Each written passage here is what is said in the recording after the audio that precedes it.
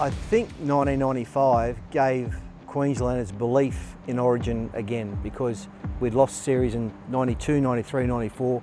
New South Wales had a wonderful team that looked, unbeatable for the next 10 years. But along came this, the Super League war had hit, and obviously we weren't able to pick Super League players, so we had to find this team. We put together this ragtag team of nobodies, has-beens, never-gonna-be's. Nevilles. Maroons taken out for the first time by Trevor Gilmeister.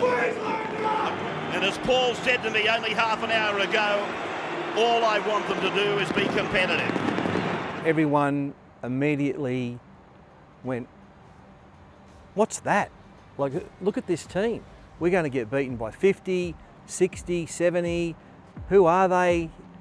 But, tell you what happened. As soon as the team rocked in, and I looked at them, and I just laughed to myself and said, we're going to do this.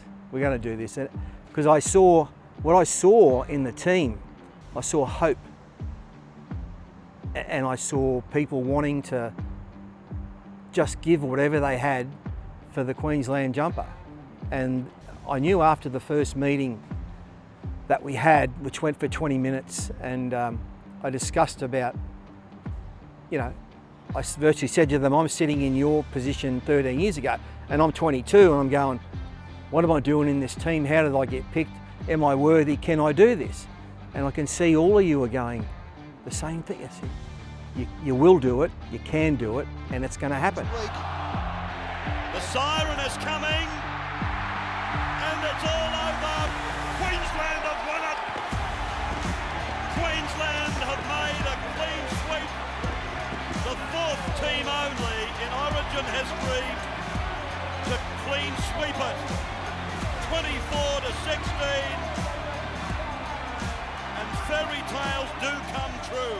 I just had that feeling, and with a lot of effort and a lot of guts and courage, that team did it. And I said, I think it breathed life back into the Queensland Rugby League for the players, but for the fans as well. For our supporters up there in this great state of Queensland, they believed again that we were the best state.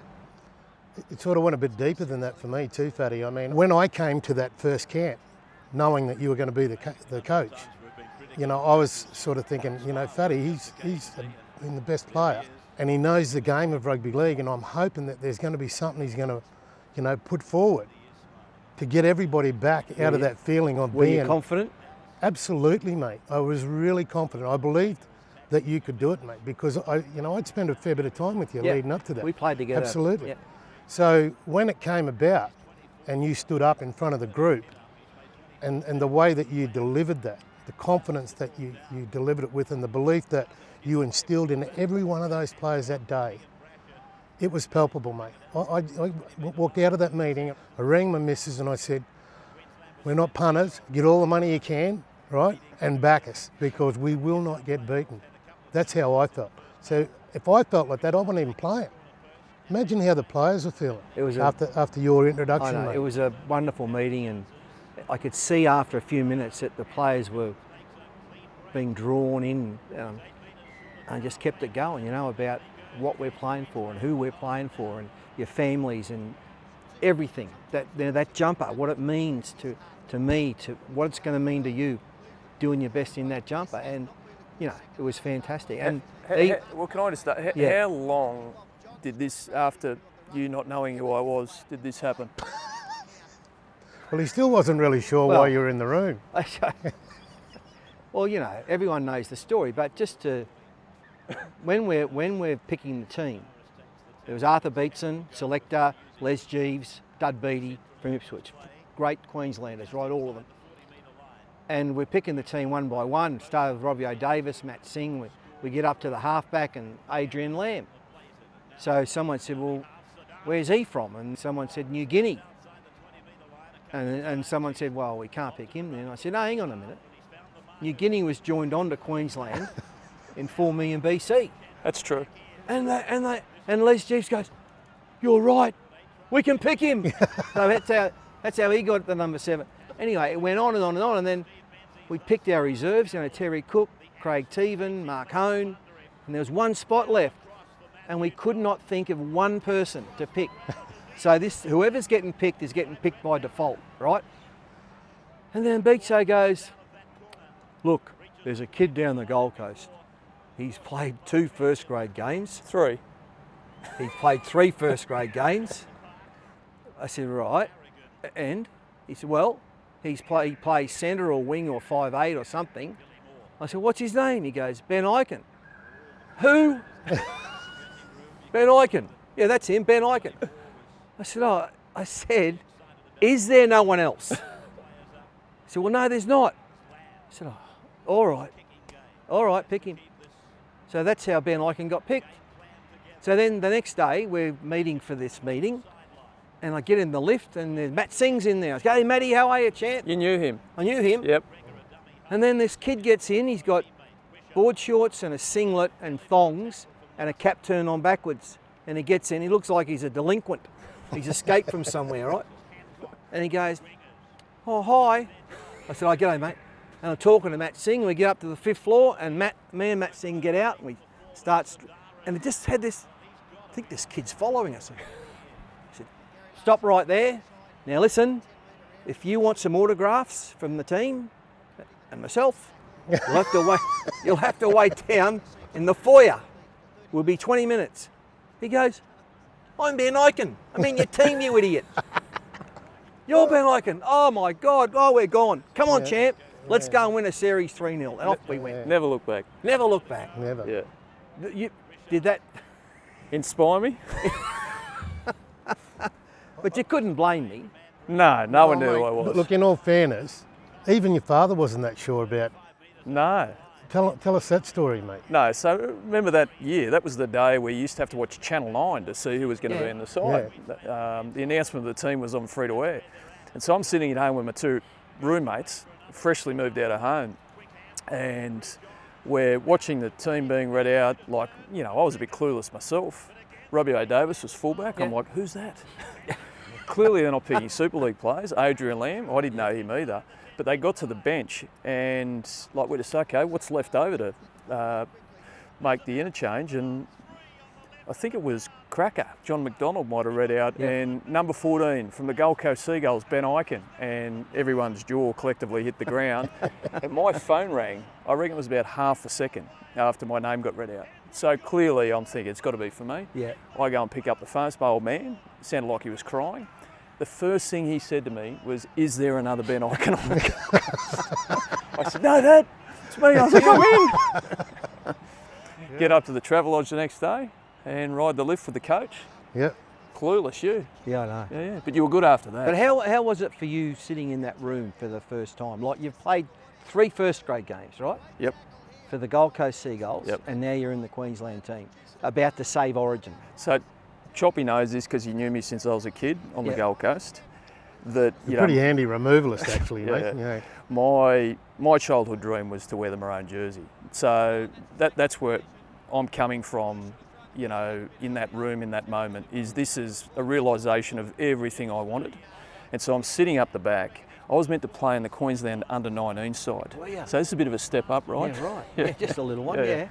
And so listening to you talk about, in very clear detail, about how tough Origin is, what's required to win an Origin series, and how much belief you had in us to do that, because you'd been there yourself and been in Queensland teams that have been written off, gave me the confidence. And mate, I'm a skinny 18-year-old kid with no idea, right? And all of a sudden I'm starting to get excited.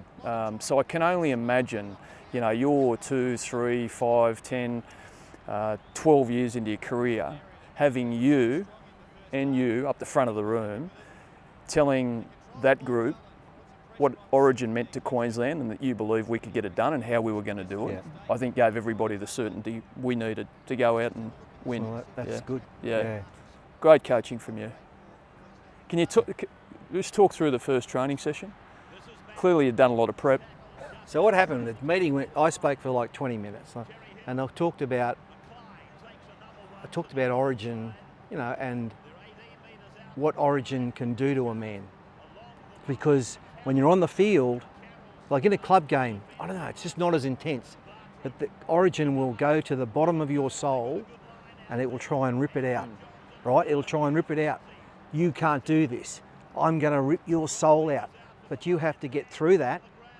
And if you're bleeding, you've got a bad knee, a crook arm, and you can't raise a spit, and your mouth's dry, and you have to get up and make another tackle, That's what you do. mate, you've just got to do it.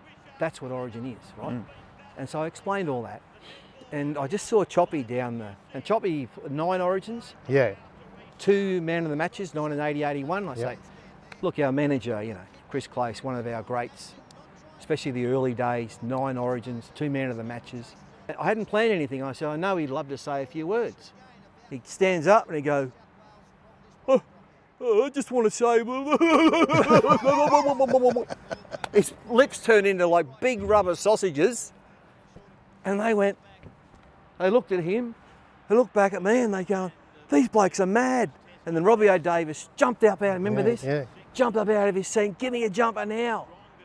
And I said, all right, let's put a lid on it. Let's go and have our first training run. We're ready. And Choppy and I walking down the aisle, down the corridor. This is when you said, I'm going to ring Di. Yeah. We're going to mortgage the house and put everything that it's worth to win 3-0. Mate, you'd be sitting in a $10 million house Absolutely. right The now. only thing that was stopping me was my ticker. I wasn't game enough. Anyway, so then we got the bus to here. And then I walked out and someone had given me like 5 of those orange hats. Those witches things, Yep. right? So, right, what am I going to do with these? And then all the team's gathering and they're waiting for the first instruction. So I said, righto, do a couple of laps to warm up, because this is what Yeah. Coach said to me back in 1974. Absolutely. Still good.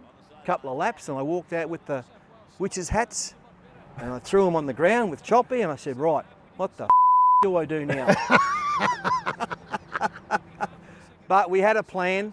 We got through it. I think I said, I don't know, mate. Let's just wing it.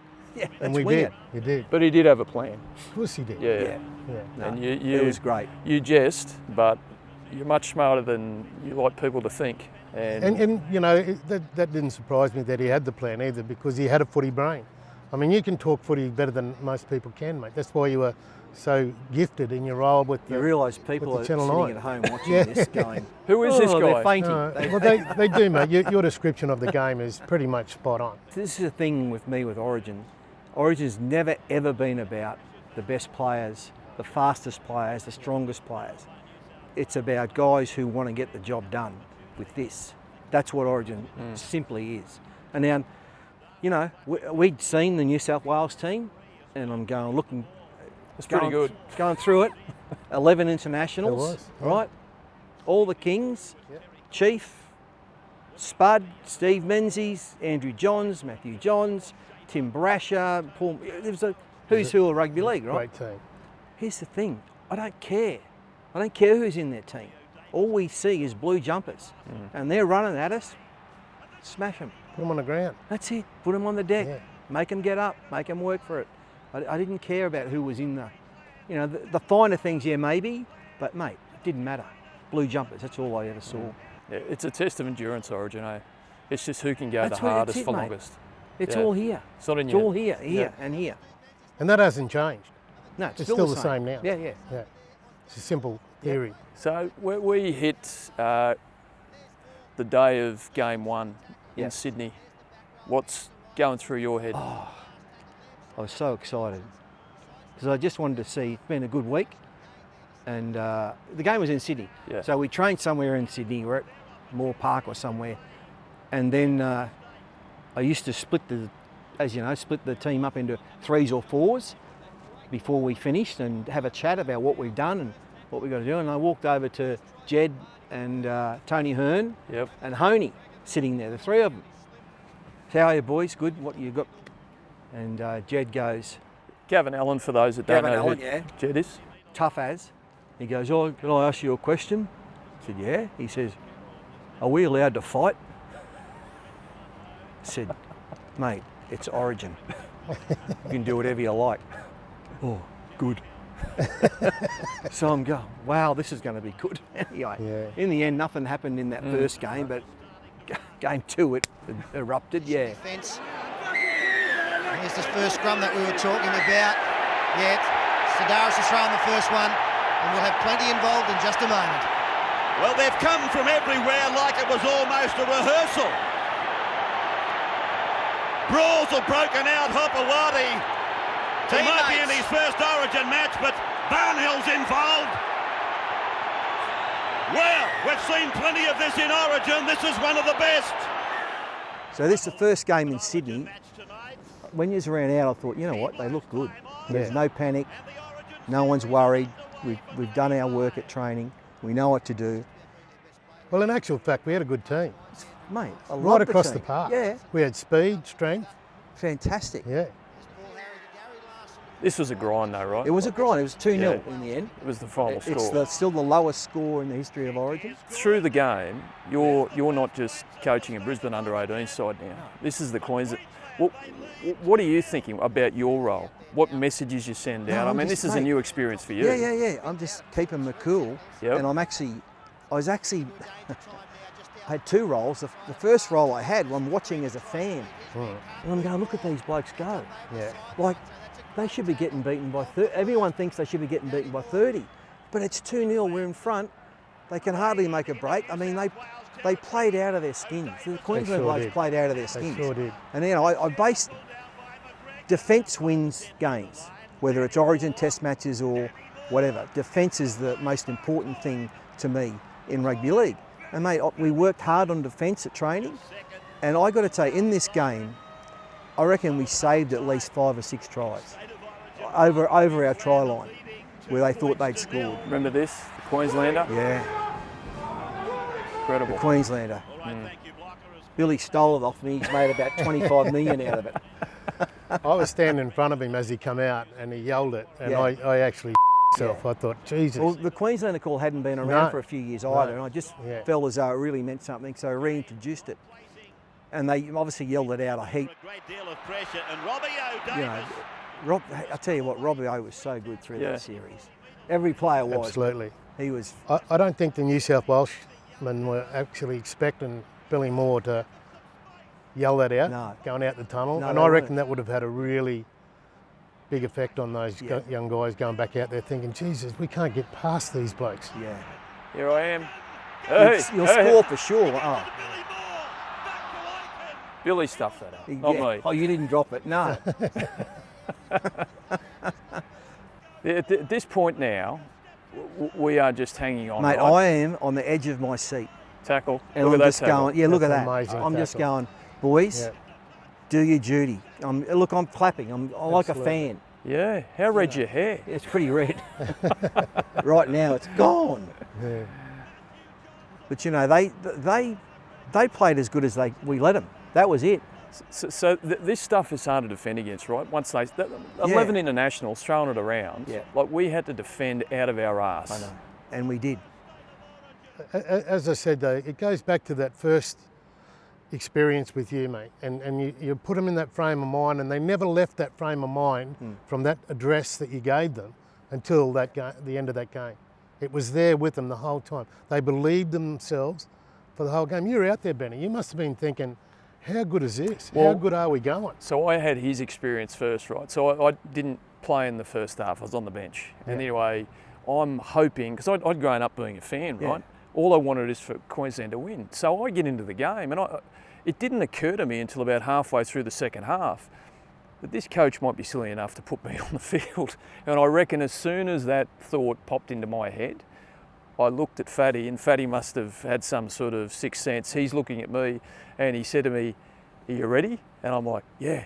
And I don't know how you find a way to get an 18-year-old outside back into a game that we're only winning by 2 points. But you did it. Well, Rowdy, he hurt his shoulder. Is that what happened? Yeah. Okay. That's the only reason you got on. Right. Thanks, Rowdy. But at the end of the day, then you did the job. Didn't matter. Yeah, Did yeah, the yeah. job. Yeah, Did the You job, mate. knew what you had to do, and you knew what it meant to you. You knew what it meant to your family. You knew what it meant to the other guys out there. So that just happens. You can't manufacture that. You go out, and it's in you. Yep. And I think this game, even though we had confidence going into it, I reckon this game gave the entire state the belief that even though you're Neville's, you're Nobodies, we're up against it. Well, I remember when we won 2-0, everyone's in the shed, and I walked in. Everyone's got a 4X in their hand, beautiful. And I remember for the first thing I said, now, do you believe? Do you believe in yourselves and what you're playing for and what we're doing here? And everyone went, yeah! And it was euphoric. It really was. Yeah. It was amazing. Yeah. And then when we came back for training for the game 2, I saw a different team. Yeah. I saw a team that with a bit of swagger. And they hadn't lost the belief. No, it hadn't lost it. It just grew on them. Absolutely. Yeah. And I knew then that we were. And mate, there wasn't a crossword, a heated moment. No. Everybody was just laughing, enjoying the time with each other. Oh, we had a great time. Absolutely. We had a great time. Things are different, they were. And we had an amazing time. Yeah, fantastic. Well, Chop, Fat, thanks to both of you for giving me one of the greatest memories I'll ever have in my life, not just in footy, but I think you both feel the same way. This is just something we will treasure.